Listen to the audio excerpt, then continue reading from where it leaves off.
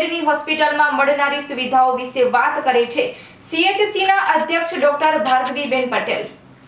રાપર મત વિસ્તારના ધારાસભ્ય શ્રી વિરેન્દ્રસિંહજી બહાદુરસિંહજી જાડેજાના અથાગ પ્રયત્નો થકી અંતે રાપર તાલુકામાં સબ ડિસ્ટ્રિક્ટ હોસ્પિટલનું તારીખ 2 માર્ચ 2025ના રોજ કચ્છ મોરબીના સાંસદ વિનોદભાઈ ચાવડા, જિલ્લા ભાજપ પ્રમુખ શ્રી દેવજીભાઈ વરચંદ અને રાપર વિધાનસભા મત વિસ્તારના ધારાસભ્ય શ્રી વિરેન્દ્રસિંહજી જાડેજાના હસ્તે ખાતમુહૂર્ત કરવામાં આવ્યું હતું। 35.34 કરોડના ખર્ચે નિર્માણ થઈ રહેલી આ હોસ્પિટલમાં મળનારી સુવિધાઓ બાબતે આજે Kutch care TV news Rapar દ્વારા સીએચસીના અધ્યક્ષ ડોક્ટર ભાર્ગવીબેન પટેલ સાથે વાત કરતા ડોક્ટર ભાર્ગવીબેન પટેલ દ્વારા કચ્છ જિલ્લામાં અત્યાર સુધી આવી 3 જ હોસ્પિટલો હતી અને ચોથી હોસ્પિટલ હવે છેવાડાના રાપર તાલુકામાં બની રહી છે, જે તાલુકા માટે આશીર્વાદ રૂપ બની રહેશે એવું ડોક્ટર ભાર્ગવીબેન પટેલ અને લેબોરેટરી ટેકનિશિયન ચંદ્રેશભાઈ દરજીએ જણાવ્યું હતું।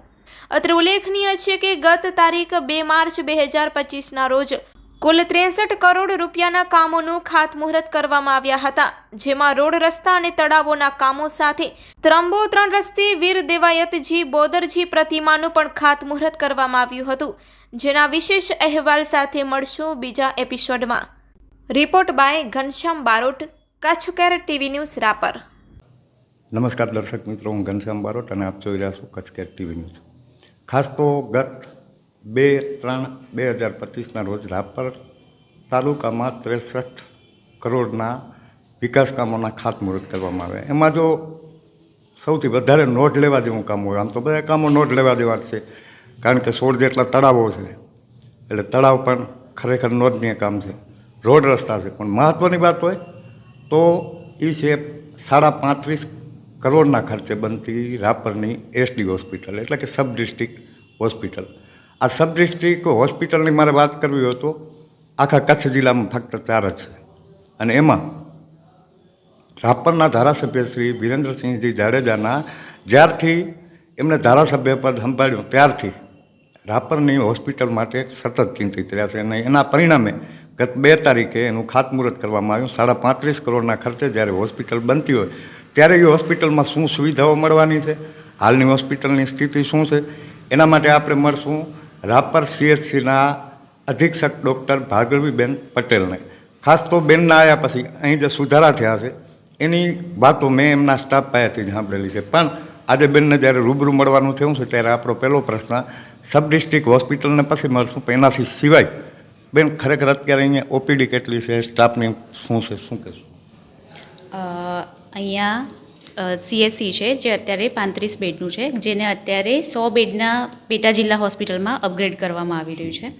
અત્યારે ડેઇલી ઓપીડી આપણી પાસે રહેતી હોય છે 300 આસપાસ ઓપીડી રહેતી હોય છે, અને મહિનાની 4500થી 5000 વચ્ચેની ઓપીડી રહેતી હોય છે। તેમજ જોડે ડિલિવરી બી 50થી 70 વચ્ચે રહેતી હોય છે, પ્લસ આઈપીડી કેસીસ 350થી 400 વચ્ચે રહેતા હોય છે। તો રાપર તાલુકામાં આ એક સબ ડિસ્ટ્રિક્ટ હોસ્પિટલ બની રહી છે કે જેનાથી લોકોને બહુ સારો ફાયદો મળી શકે।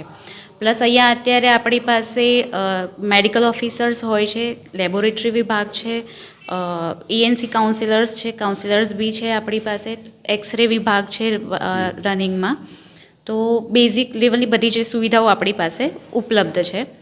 સાથે જ આ જ્યારે સબ ડિસ્ટ્રિક્ટ હોસ્પિટલમાં અપગ્રેડ થઈ રહ્યું છે તો આપણી પાસે વર્ગ 1ને મહેકમ મુજબ આપણી પાસે ઓફથેલ્મોલોજિસ્ટ, ગાયનેકોલોજિસ્ટ, પીડિયાટ્રિશિયન વગેરે ક્લાસ 1 જે વર્ગ 1ના જે સ્પેશિયાલિસ્ટ ડૉક્ટરની 15 જગ્યાઓ છે, તો આપણને સ્પેશિયાલિસ્ટની સેવાઓ પણ મળશે, પ્લસ અદ્યતન ઇન્ફ્રાસ્ટ્રક્ચર હશે, જેથી કરીને આપણે જે રાપર તાલુકાની જે પ્રજા છે એમને શક્ય એટલી સેવાઓ સારી રીતે આપી શકીશું। દર્શક મિત્રો, ખાસ તો આપણા માટે આરોગ્યનો પ્રશ્ન બહુ મોટો પ્રશ્ન છે। સામાન્ય ઓપરેશન માટે પણ આપણે કાં તો પાટણનો સહારો લેવો પડે, કાં ગાંધીધામ જવું પડે, અમદાવાદ ને ભુજ, એ તો આપ સમજી શકો છો, પણ 100 બેડની જ્યારે હોસ્પિટલ બનતી હોય ત્યારે એની સુવિધાઓ બેને જેમ વાત કરી કે 15 જેટલા ક્લાસ 1 અને ક્લાસ 2 ડૉક્ટરો આવવાના છે, એટલે ક્યાંક ને ક્યાંક રાપર તાલુકાને બેન એમાં આપણે હું ચોક્કસપણે કહી શકીએ કે રાપર તાલુકાના દર્દીઓને જે પાટણ અને ગાંધીધામના ધક્કા થતા હતા એ બંધ થઈ જાય। યસ, આપણે જ્યારે પેટા જિલ્લામાં અપગ્રેડ થઈ રહ્યા છે, જ્યારે ધીમે ધીમે સુવિધાઓ વધશે એમ આપણે પ્રજાને સારામાં સારી સેવા આપી શકીએ એવો હું વિશ્વાસ રાખું છું. અને માન્ય ધારાસભ્યશ્રીનો બી આપણને સારો એવો સહયોગ છે. ખાસ તો દર્શક મિત્રો, બેને જેમ જણાવ્યું, 4 હોસ્પિટલ આખા કચ્છમાં હોય અને એમાં જો પૂર્વ કચ્છમાં અને વિકાસશીલ જાહેર થયેલા રાપર તાલુકાના જ્યારે સબ ડિસ્ટ્રિક્ટ હોસ્પિટલ મળતી હોય ત્યારે હું માનું છું ત્યાં સુધી રાપર તાલુકાનું ભાગ્ય છે. પણ હજી બેનને આપણે ખાસ તો જે ઓપરેશન અમારે અહીંયા એક સમય એવો હતો કે રાપર CHCમાં દર મહિને 200 થી 250 ઓપરેશન થતા હતા. એમાં પછી હરસ હોય, એપેન્ડિક્સ હોય, ટૂંકમાં લગભગ એવું કોઈ ઓપરેશન નહીં હોય, કારણ કે એ સમયે હું પોતે CHCમાં નોકરી કરતો અને મેં દાસાણી સાહેબને ઓપરેશન કરતા જોયા છે.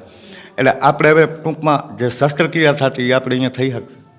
હા, જેમ મેં વાત કરી આગળ એમ કે જેમ પેટા જિલ્લામાં આપણી અપગ્રેડ થશે હોસ્પિટલ, એટલે જે સ્પેશિયાલિસ્ટનું આવશે, તો જે પ્રમાણે સ્પેશિયાલિસ્ટ આવશે, સર્જન, ગાયનેક, પીડિયાટ્રિશિયન, તો એ મુજબની આપણને બધી સેવાઓ એ પ્રમાણે મળવા પાત્ર થશે એવી આપણે આશા રાખીએ. ચોક્કસ દર્શક મિત્રો, ખાસ તો મારી સાથે અત્યારે બેનથી આપણે વાત કરી, પણ અહીંના લેબોરેટરી ટેકનિશિયન ચંદ્રેશભાઈ દર્દી છે. ચંદ્રેશભાઈ એટલે ખાસ તો સેવા બેન અમારા એવો સેવાભાવી માણસ છે કે રાપર તાલુકાના હું જોતો હું છું, બ્લડ ડોનેશન કેમ્પ હોય કે બીજી કોઈ પણ સેવા હોય, અમારું વસુંધરા ટ્રસ્ટ હોય, એટલે ક્યાંક ને ક્યાંક ખાસ તો ચંદ્રેશભાઈ બેને જણાવ્યું એમ આપણને 4 હોસ્પિટલો મળી છે એમાંથી આપણે આવી જઈએ છીએ. શું કહેશો તમને ધારાસભ્યશ્રીની જે આ મહેનત છે? હા, હવે જ્યારે આપણને માનનીય ધારાસભ્ય શ્રી વિરેન્દ્રસિંહ જાડેજા બાપુના અથાગ પ્રયત્નથી એમણે જે પ્રયત્ન કરી અને પૂર્વ કચ્છમાં રાપર અને ભચાઉમાં રાપરને જ્યારે સબ ડિસ્ટ્રિક્ટ હોસ્પિટલ આપણને મળી છે, તો પહેલાં તો આપણે ધારાસભ્યશ્રીનો ખૂબ ખૂબ આભાર માનીએ છીએ. હવે સાથે સાથે એ પણ છે કે સબ ડિસ્ટ્રિક્ટ હોસ્પિટલ જેમ રામબાગ છે આપણે આદિપુરની અંદર, એવી જ રીતે તમામ તજજ્ઞ ડૉક્ટરો, જેમ આપણા અધિક્ષક મેડમે કીધું એમ કે ભાઈ બાળક રોગ નિષ્ણાંત છે, સ્ત્રી રોગ નિષ્ણાંત છે, હાડકાના તજજ્ઞ ડૉક્ટરો છે, સર્જન સાહેબ છે, આવા તમામ જાતના ડૉક્ટરોની સુવિધાઓ આપણને અહીં ઘર આંગણે મળી શકશે. સાથે સાથે ઓપરેશન થિયેટરો પણ સારા કક્ષાના રહેશે.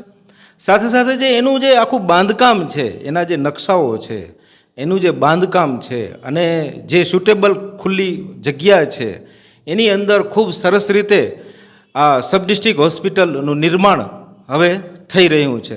તો આખા તાલુકાને હર્ષભેર આનંદ જેવી વાત છે ને, બધાએ આમાં જે છે આનંદ લેવા જેવી બાબત છે કે સબ ડિસ્ટ્રિક્ટ હોસ્પિટલ જે છે આપણને મેડિકલ ફિલ્ડમાંથી એક સ્ટેપમાંથી ઉપરની તરફ સારામાં સારી સુવિધાઓ તરફ જઈ રહ્યા છીએ. એટલે દરેક જે દર્દીઓ જે છે જેને અપેક્ષાઓ છે કે સારી મેડિકલ સુવિધાઓ મળે, સારા કેટેગરીની, આ પછાત જે વિસ્તાર હતો હવે વિકાસ તરફ જઈ રહ્યો છે, તો માનનીય ધારાસભ્યશ્રીના અથાગ પ્રયત્ન થકી જે આપણને અદ્યતન હોસ્પિટલનું નિર્માણ થઈ રહ્યું છે, તો એ હોસ્પિટલને તમામ પ્રજાજનોને લાભ મળે અને મળશે એવું આપણે અહીંથી કહી શકીએ. તો દર્શક મિત્રો, 35.5 કરોડ રૂપિયાના ખર્ચે નવી બનનારી હોસ્પિટલમાં શું સુવિધાઓ હશે એ વિશે આપણે CHCના અધ્યક્ષ ડૉક્ટર ભાર્ગવીબેન પટેલ પાસેથી સાંભળ્યું. ખાસ તો આ હોસ્પિટલ એટલે આપણા આરોગ્યની જે સમસ્યા હતી એનું સીધું નિવારણ. Ghanshyam Barot, Kutch care TV news, Rapar, Kutch.